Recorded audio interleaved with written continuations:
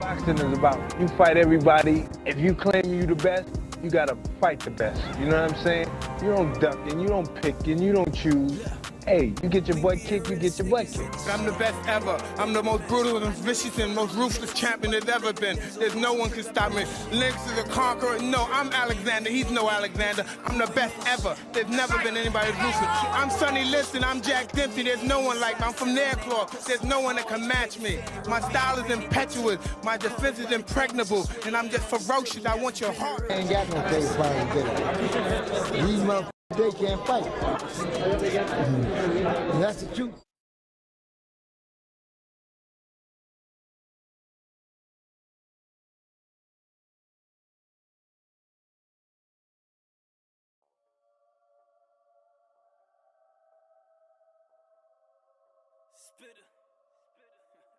She not and he not and we bout to dough. She out cause we out and we gotta roll. We gotta go. Stepped on my dripper so no she ain't with it. She gotta roll.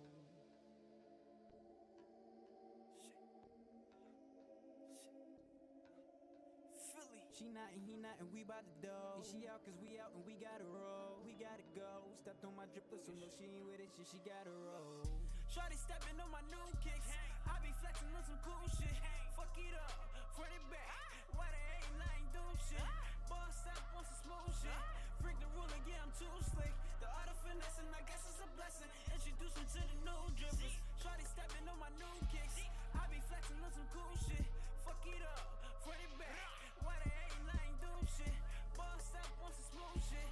Freak the ruler, yeah, I'm too slick. The art of finessing, I guess it's a blessing. Introduce me to the new drippers. Had to put diamonds all on my neck. Had to go and chase after these chicks. I was out of space, time to relax. Gotta get the cake, time for me flex. Panoramic for the views. Know they watch the way I move. I think I just hit a groove. Ducking shots, you better move. If I got the juice, see, I never lose. They call me hater for telling the truth. 12 chains with the ruler. See the diamond dripping, ooh yeah. I can't wait to plan on niggas see me shine. I hate to see a nigga way up. Ain't a new designer, it's gon' hurt him probably cause a young nigga paid up.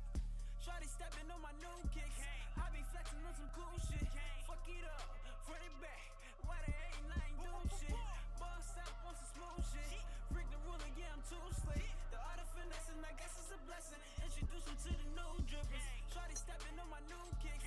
I be flexing on some cool shit. Fuck it up, front it back. Why they ain't lying, do shit? Boss up on some smooth shit. Freak the ruler, yeah, I'm too slick. The art of finessing, I guess it's a blessing. God damn it. I did all that and that shit was muted. We starting over, man. We on. I just looked at the volume. I'm like, why the volume not going up and down? But all right, this the John Ryder, Jamie Munguia live, right? Most people was expecting Munguia to steamroll John Ryder. Munguia with his best win over Liam Beefy Smith, and John Ryder, better known for getting battered by Canelo for 12 rounds and not getting stopped. That's his claim to fame, not getting stopped, right? Let me see. Wish somebody would have told me we was on mute, but we all good. So like I said, Munguia being the favorite in this fight, most people think he's just gonna steamroll Ryder. He probably gonna stop him. That's what some people saying. But you gotta remember, Canelo didn't stop Ryder, right? And the one time Ryder did get stopped, you can make a case that he was winning the fight, and you can make a case that the referee stopped it just a little tad bit too early. So he's not a guy that's easy to stop, right? Munguia, in his last fight, right? So I did a little bit of research on Munguia, right? I watched a couple of his fights, but I specifically watched his last fight when he fought Sergey Deremchenko. I probably butchered his last name, but Sergey, the last fight at 168. Sergey was coming from 160. They pulled him up from 160. That was his first fight at 168. This was Jamie's second fight, I believe, at 168. And there was some things I saw in that fight that I'm like, Ryder might be able to take advantage of, or another fighter definitely will be able to take advantage of down the line, right? I got a clip. I'm going to play the clip in a second. But Ryder is a true 168 pounder, right? So Jamie Munguia going up against Ryder, he is about the same height as Sergi from what the papers say, but actually going up against a true 168 pounder, he may have trouble in moments like these. But let me play the clip for you real quick.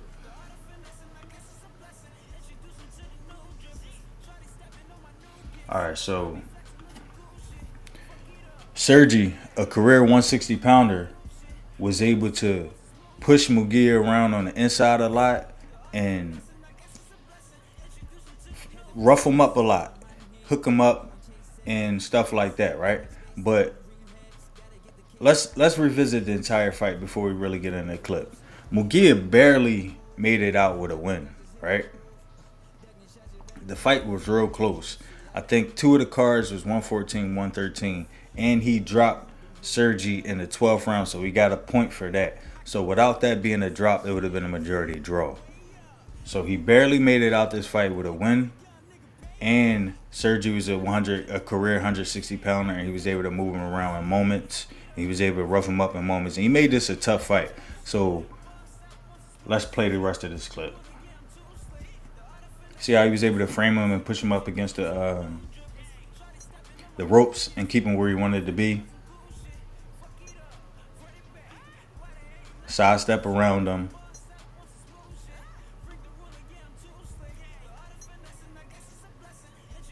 Get him back on the ropes. Sorry, it's freezing on my end. So if Ryder is able to, right, and we don't know Ryder to be this type of fighter, to be honest, right? But if Ryder is able to rough Munguia up, he could change how people think. Well, he could change how the fight is going to go. He should steamroll Ryder, right?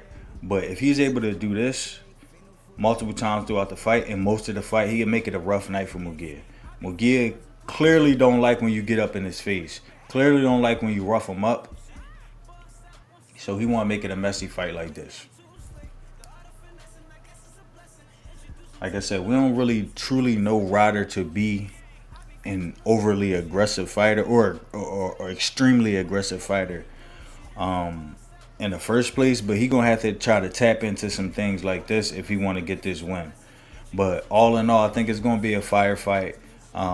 Both fighters make enough mistakes where we're gonna see some good shots landed, and both fighters throw their hands enough where we're gonna see some good shots landed. I think Ryder needs to up his output a good amount and try to mimic moments like this. So he can have more success in the fight. If he keeps his low output like he normally does, and he keeps his aggression level moderate like he normally does, Munguia should be able to steamroll him, push him backwards, and land a lot of good shots on him. But that was just a small bit of information I gained from just watching that last fight and a couple other Munguia fights. I say all that to say, Munguia get past Ryder and go up against Morrell. He chop liver. He don't truly stand a chance. Morrell is going to dominate him.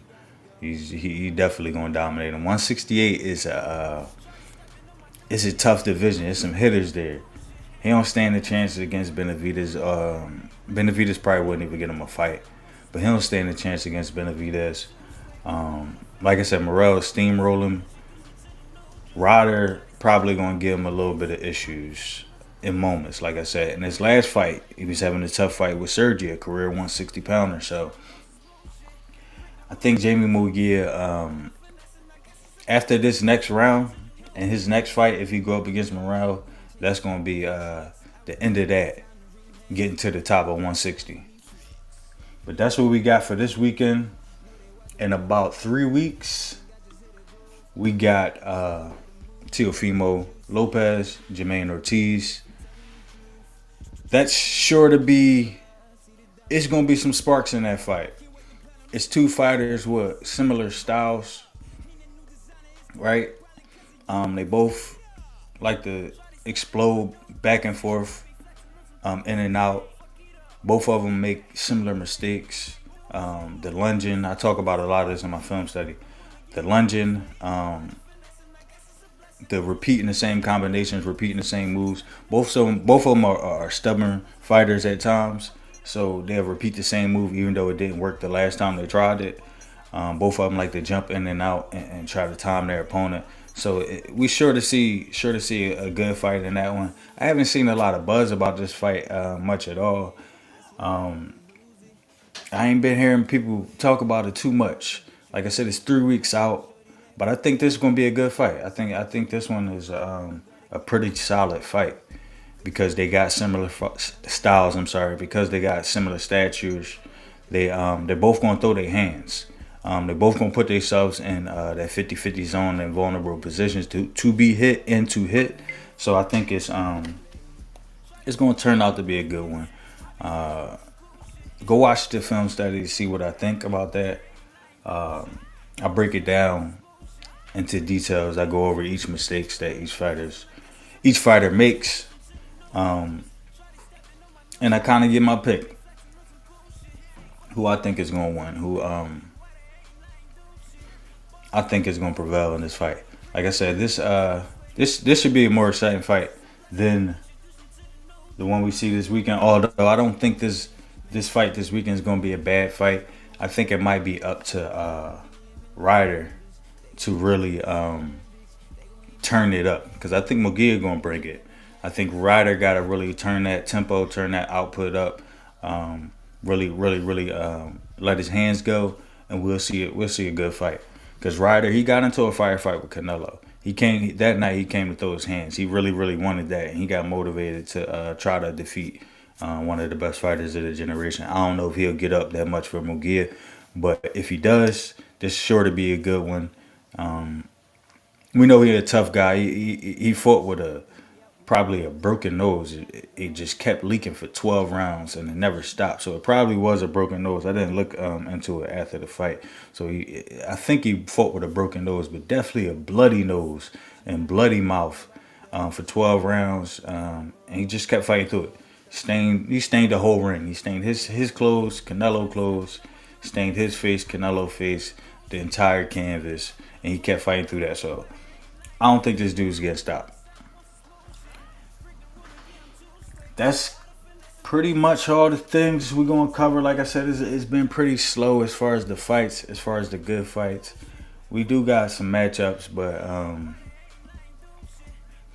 think I'm going to start covering the Pro Box ones. Pro Box been giving some good fights, man. Pro Box been putting out some good competitions.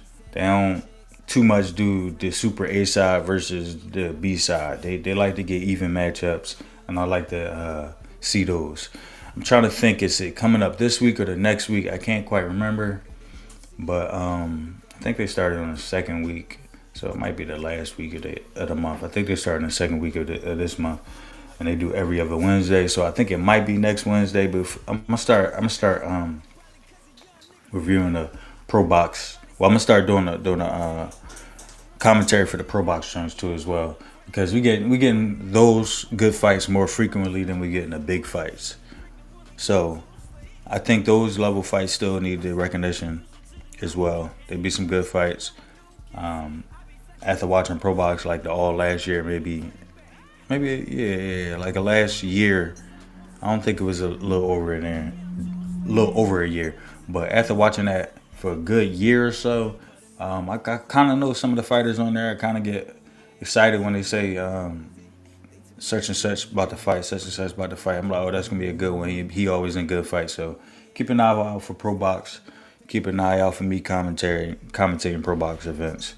But that's gonna be it until Saturday, man. I'm gonna jump on Saturday. I'm gonna do a live commentary of this Jamie Munguia versus John Ryder fight, and February 16th, I'm gonna do the Teofimo Lopez Jamaine Ortiz fight as well. Come in. I'm trying to think. Is it any more interesting film studies I could do? I just, like I said, I just did the Teofimo one versus Jamaine Ortiz. Like I said, it didn't seem like it was a whole lot of buzz around that. I recently did one on Sabril Matias, and all his fanboys came to my comments and went crazy because I said he wasn't elite. said he's a pretty good fighter, but he's not elite. And that's just my personal opinion at this time and point.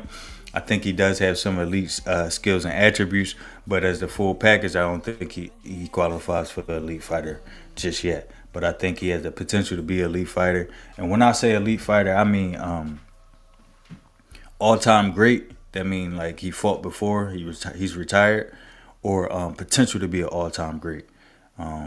Or he could be an all-time great at while he's fighting. We've had a few of those. But I mean in the sense of all-time great or the potential to be all-time great. That's the only qualification I have for elite fighters. You might have an elite skill set. I'll say that, right? I'll say that, but that don't mean you're an elite fighter, right? You might have some elite skills, but that don't mean you quite there yet, right? So I mean, all-time great to me is elite to me is all-time great and or potential to be an all-time great. And in my opinion, Sabril Matias does not have the potential to be an all-time great at the moment as is. Can get there.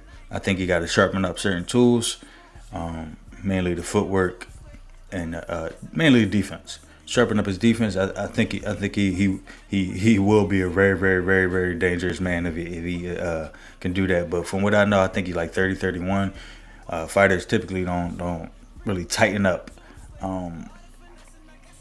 their complete offense or their complete defense at an age like that. He might add a couple things, but over time, it's going to take him multiple fights, 3, 4, 5 fights to like change his style.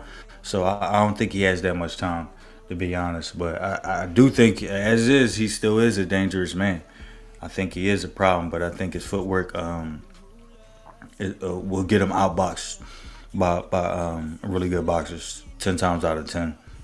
He might, and actually no, I might have to take that back because he doesn't land one-shot punches on this level that hurt guys like that. He land accumulative punches. He don't have that one-punch power at this level to hurt a guy. So yeah, he might clip a guy, he might hit a guy, but he gonna shake it off and he gonna dance around it.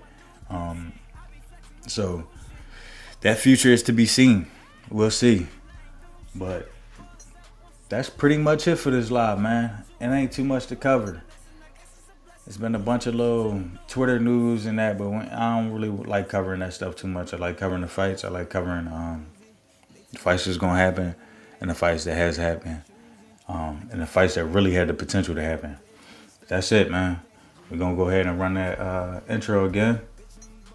That's going to be that. Boxing is about you fight everybody. If you claim you the best, you gotta fight the best. You know what I'm saying? You don't duck and you don't pick and you don't choose.